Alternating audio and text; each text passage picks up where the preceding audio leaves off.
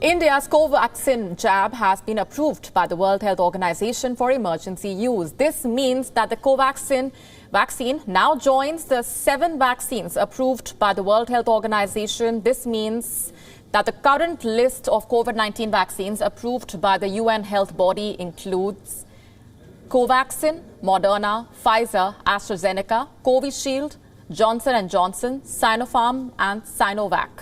The WHO has said that the Covaxin vaccine meets its standards for protection against COVID-19. It also added that the benefits far outweigh the risks. The vaccine was also reviewed by the World Health Organization's Strategic Advisory Group of Experts on Immunization.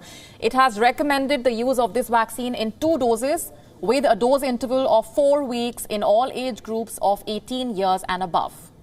But the UN health body has said that the available data on vaccination of pregnant women with Covaxin is insufficient to assess the vaccine's safety or efficacy in pregnancy.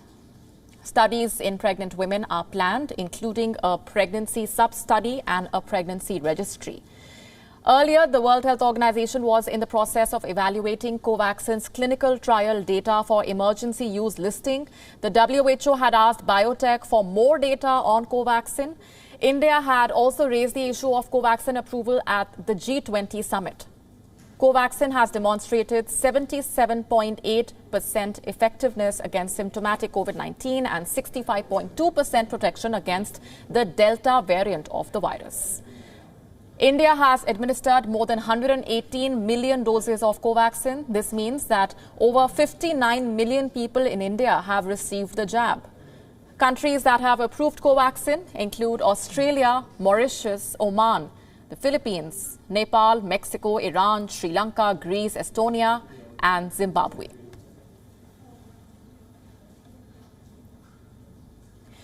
And for more on this, joining us on the broadcast is our correspondent Siddhant Sibul. It's a huge relief indeed for those who have taken the shot. Siddhant, take us through the implications of this approval, what it means and why the delay.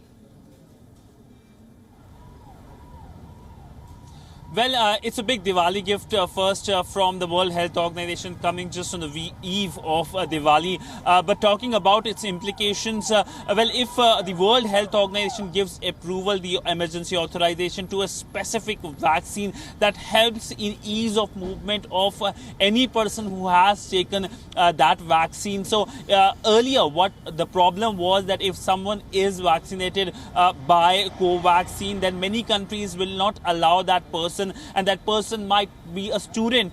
For example, there were many students who faced a lot of problems globally.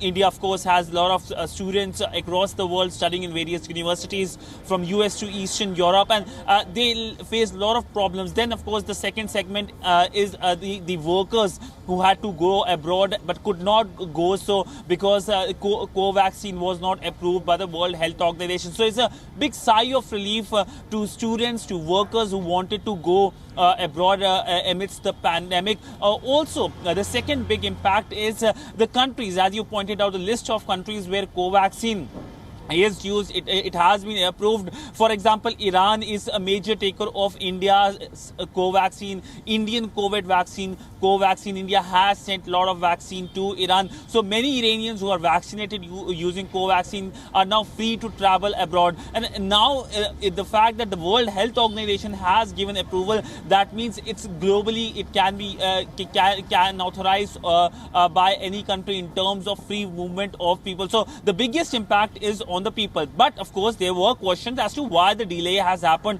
The answers still haven't been given out by the World Health Organization. But this is a question that has been asked to the World Health Organization many times, to which it has said that they wanted more data. It could not cut the corners. But we know that a few days ago, in fact, on 30th of October, the Indian Prime Minister, during his intervention at the G20 meeting, the summit in Rome, Italy, pointed out the need to give approval to Covaxin. He also had a meeting with the WHO chief as well and had raised the matter. And now, of course, the things are good in terms of the approval being given. So yes, one can say all is well, that ends well. But of course, the delays are something that raises the question. Right, we're leaving it there for the moment. Siddhant Sibal, thanks very much for those updates. WION now available in your country. Download the app now. Get all the news on the move.